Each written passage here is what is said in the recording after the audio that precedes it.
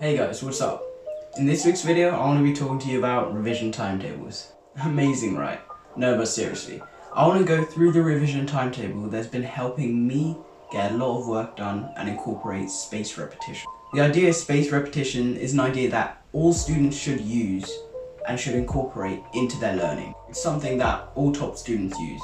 So the idea of the retrospective revision timetable was created by Ali Abdal. However, he's a medical student and I kind of wanted to give my point of view as a GCSE student and how I've been using it and how I built mine. So this video is obviously going to be split into different sections, so the timestamp will be up here and as well as in the description, and I might put them in the comments as well. So if you want to skip to any particular section and jump around and skip to any particular part of the video, then make sure to do that. Or just watch it all the way through, I don't mind. Let's get straight into it.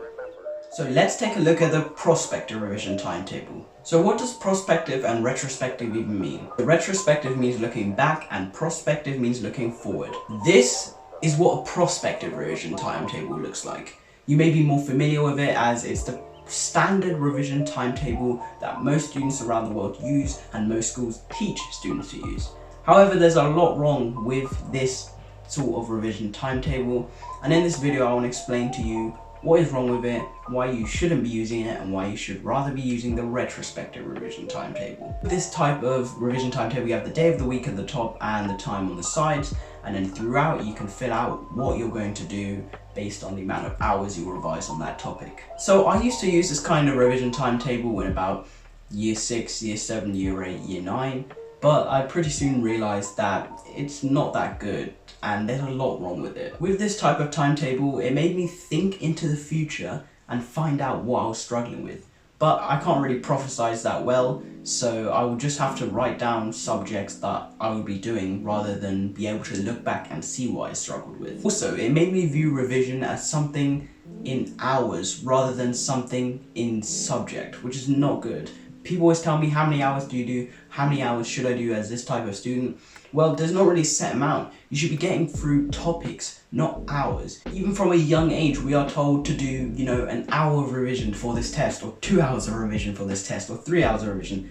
That is not good. You should be told you should be revising this topic a couple of times before this test. You should be able to understand this topic well before this test and be able to teach that topic to a 5-year-old, which is the Feynman technique. That's one of the reasons I don't like this timetable. It focuses on hours rather than how productive you're being in that certain amount of time. The reason I don't like this timetable is because unless you're the most organized person in the world, or your life is so mundane that you pretty much do the same thing every day and know everything that's going to happen, then there's probably something that's going to come up and disrupt that timetable. But let's say in the future you might spontaneously go out with friends or do something with your family. You don't want to have to put that off to do revision.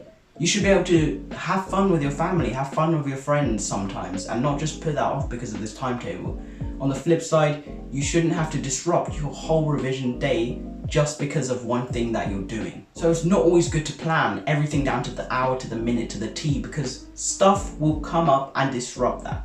My penultimate reason for not liking this type of revision timetable is that you don't get a good overview of your topic. You don't see how much stuff you have left to do, and this can make it quite daunting to look through and revise for that topic, as you don't know how much you have to do. But if you break it down, it's much easier to see how much of the topic you're doing, which you can't really do with this type of timetable. Which segues nicely into my last reason for not liking this type of timetable. These tables take a little while to build and take a lot of effort to keep going over several months and sustain. I know for me, I could only pretty much plan these 1 week in advance because I didn't really know I was doing the next week or the week after. So I would have to spend an hour pretty much every week figuring out what I was going to do and blocking that in, making sure to get out all my fancy colours, and making sure to get out all my highlighters and pens, or make that Word document.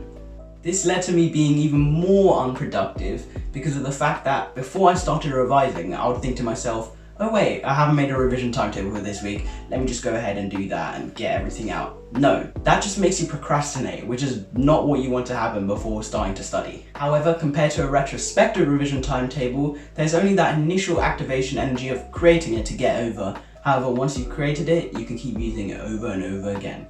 Let's take a look at the retrospective revision timetable. I use Google Sheets to create my retrospective revision timetable. So the reason I use Sheets is because it can be accessed online and on any device. So it's super easy to update my timetable wherever I am. You can create it on anything such as Excel. So as you can see, to create it, I looked through the specification and the textbook to find the whole course. So this is super simple to do if you're any student, as your school should probably offer the whole course, and you can look through the topic and write the topic headings out. Then I went through the textbook and wrote all the chapters that are arranged into that topic. So right now we're looking at physics. So as you can see, I've arranged it into chapters. So how do I use this? And how is this useful as a revision timetable? It's super simple. Before I start revising, I look through the whole course and the whole topics and decide what I want to do. Once I've decided what to study using active recall and spaced repetition, rather than just making notes with the textbook open.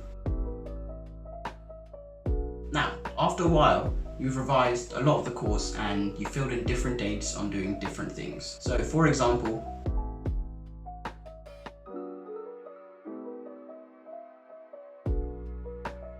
once you started filling out some dates and you're nearing maybe an exam or an end of topic test, you can start color coordinating the different subjects on how you feel about it. If you struggled on it a bit, it might be an amber. If it's super difficult, it might be, a red.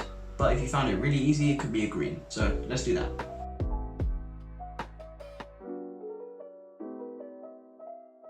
So now you can see I've color coordinated the different subjects on how I felt about them when revising it. On the 16th, I revised conservation and dissipation of energy, as well as on the 25th, and I was green on that. I felt really good about that. On the 18th of July, I revised energy transfers by heating, and I felt green on that. So however, on the 27th, I revised forces and balance, but I didn't feel very confident and I struggled with the subject, so I labeled it red. So although on the 16th I revised conservation and dissipation of energy, it was green. So I'm quite confident with the subject. Even though a couple days ago I revised chapter 8, this means that I was struggling with it and I should probably go back over it again, even though I only did it a couple days ago. Eventually, when you've led up to an exam, more things will become, amber and green, and then everything will be green. So you'd have covered the whole course multiple times. This also lets you clearly see the topic and clearly see the outline of the topic, making it far less scary. I know for me, when going up to my GCSEs, I felt really nervous about the different courses I was doing, seeing how much content there is, but once you have it laid out like this, it's not too bad. You can see all the chapters, you can see what you've done, and I still have a little while to do my GCSEs, so I can easily cover a lot of the material multiple times over. So what I like to do before a study session, as you may have seen in my 8-hour study with me, is go through my retrospective revision timetable, see what I've been struggling with, and see what's red or amber, or just see what I haven't done in a while, and then write down to my to-do list and do it that day. But this table is absolutely amazing, and I want to thank Ali Abdal for introducing me to it. It incorporates spaced repetition, and if you use active recall with this table, you will get great results in your tests. That's what top students are using, as I've probably already said. So that was my video on the retrospective revision timetable. I really hope you enjoy it. Make sure to go out and make your own retrospective revision timetable for every single subject, like I've done. So these are the subjects I've all made it for, all on Google Sheets.